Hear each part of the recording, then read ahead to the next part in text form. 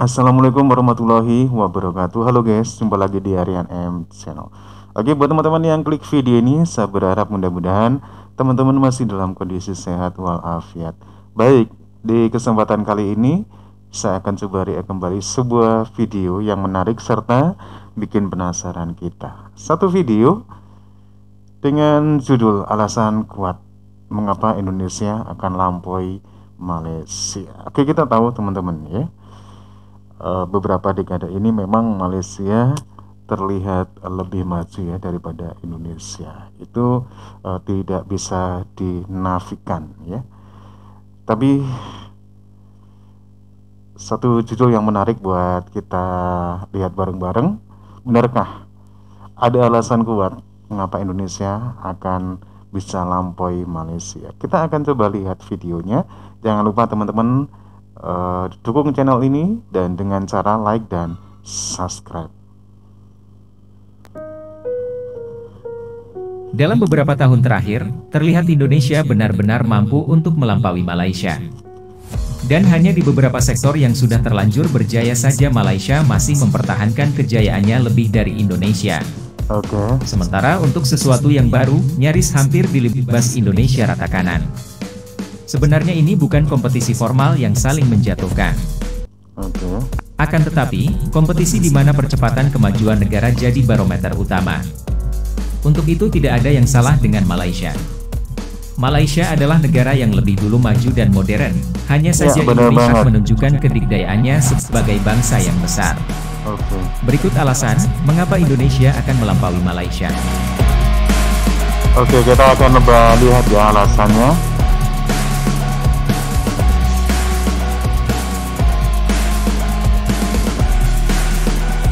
Yang pertama adalah keseriusan pemerintah dalam mewujudkan visi Indonesia Maju 2045. Visi Indonesia ini Maju adalah agenda besar 2045 dalam menyambut 100 tahun kemerdekaan bangsa Indonesia. Yang dimana diharapkan di tahun 2045 Indonesia sudah menjadi negara maju. Dengan visi itu pemerintah gerak cepat membangunkan segala sektor penggerak kemajuan bangsa yang tertidur pulas. Mengaturnya dengan cermat, cepat dan tepat. Tidak cukup sampai di situ, sistem ketatanegaraan yang dianggap tidak sesuai dengan perkembangan zaman, selalu dikoreksi dan diperbaharui. Di samping itu, budaya korupsi juga sudah tidak tren lagi di Indonesia, digantikan dengan budaya berkarya dan berprestasi. Semua terkontrol rapi di tangan pemimpin yang tepat.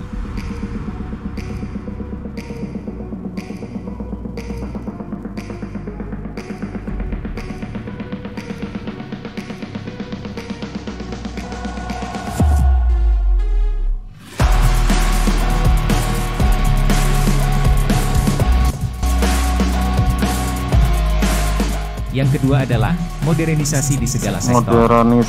Salah satu yang membuat Indonesia kalah dari Malaysia adalah masalah infrastruktur. Namun jika Indonesia sudah serius melakukannya, potensi Indonesia sebenarnya tidak bisa dibandingkan dengan Malaysia.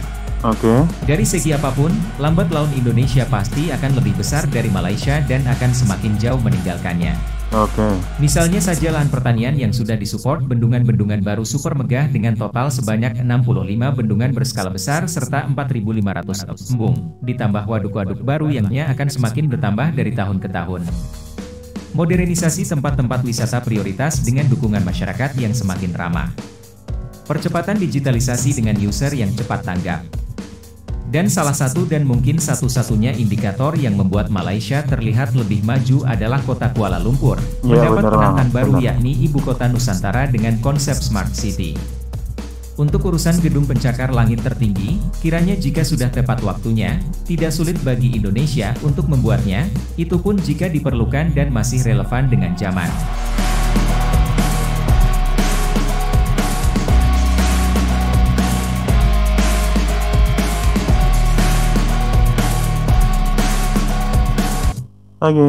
Benar teman-teman ya. Memang di beberapa dekade yang lalu ya, memang Malaysia terlihat maju. Dan ini bisa terlihat ya, terutama di ibu kotanya, di Kuala Lumpur. Dan tentunya hal ini tidak menutup bagi Indonesia untuk bisa melampaui dari Malaysia. Kita mengingat bahwasanya bagaimana kekayaan alam Indonesia yang belum sepenuhnya bisa dikelola dengan maksimal. Tapi mudah-mudahan ya untuk akhir-akhir ini informasi yang mungkin sering kita dengar bagaimana pembangunan Indonesia dan juga bagaimana kestabilan daripada perekonomian Indonesia yang begitu membanggakan, dan kinerja kerja dari seorang pemimpin Indonesia yaitu Pak Jokowi dengan sepak terjangnya. Walaupun demikian tetapi juga masih ada orang-orang yang tidak senang demikian teman-teman. Oke, kita akan coba lihat ya video berikutnya.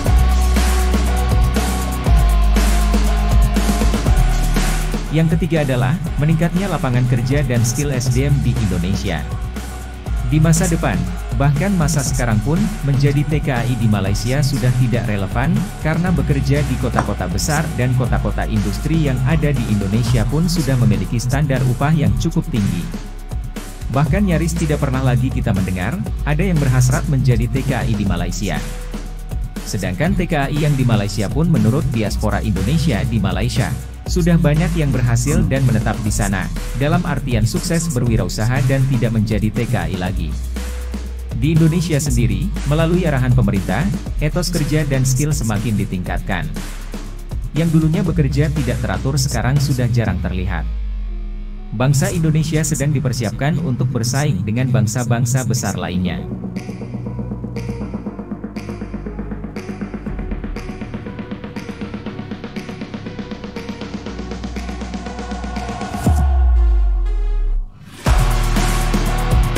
Yang keempat adalah, memiliki cadangan sumber daya alam yang luar biasa besar dan menjadi primadona di masa depan.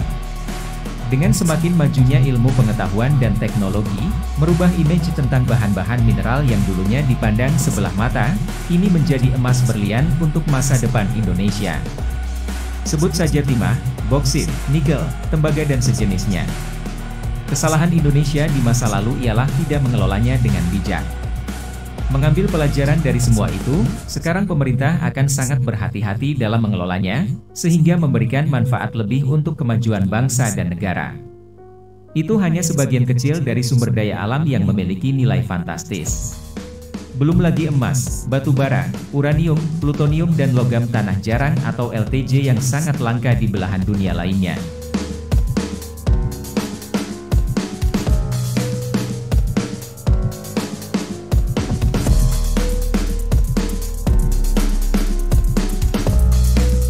Yang kelima adalah, investasi perusahaan multinasional.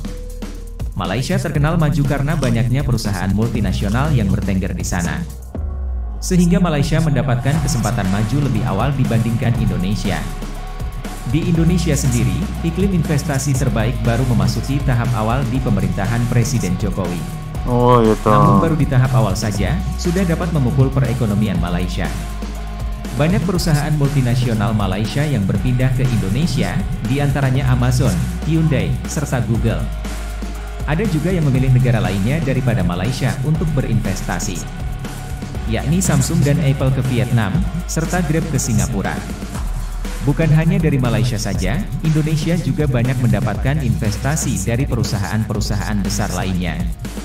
Ketertarikan investasi di Indonesia bukan tanpa sebab, politik yang stabil, pangsa pasar yang menjanjikan, SDM yang semakin matang, juga sumber daya bahan baku yang melimpah dalam jangka panjang. Membuat Indonesia begitu sulit diabaikan oleh para investor.